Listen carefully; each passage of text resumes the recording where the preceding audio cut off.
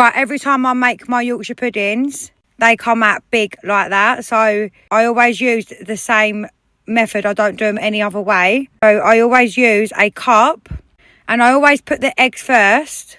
So basically you want to keep all the measurements the same. And the reason I put the eggs first is then I could see where the flour sticks to. So I just use plain flour.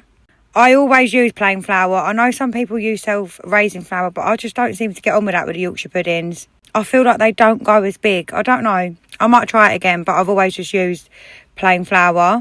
So anyway, I put the flour to where the eggs were, tip that in. I also give that a mix. And then I add the milk to where the flour stuck to, and then I tip that in.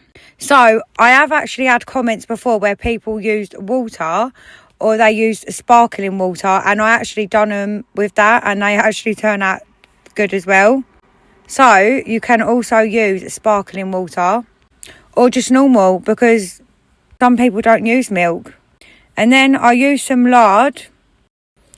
If I haven't got that, obviously I'll just use oil, but I add some of this, so I do like to use this instead of the oil, to be honest. And then I heat this up in the oven for about 15 minutes. Now, if I make my mixture up in the morning, then obviously I would put it in the fridge, but you don't actually have to put it in the fridge. And people have said on here before that you don't need to heat your oil up. Obviously, I'm using lard, so I would have to heat that up. But some people that just use oil, they say you don't have to, but I don't know. I just don't think I could not. Anyway, this is how they turned out. And when I do gluten-free Yorkshire puddings, I can also get them this big as well, because I've had to do them for my nan a good couple of times. And then this was dinner.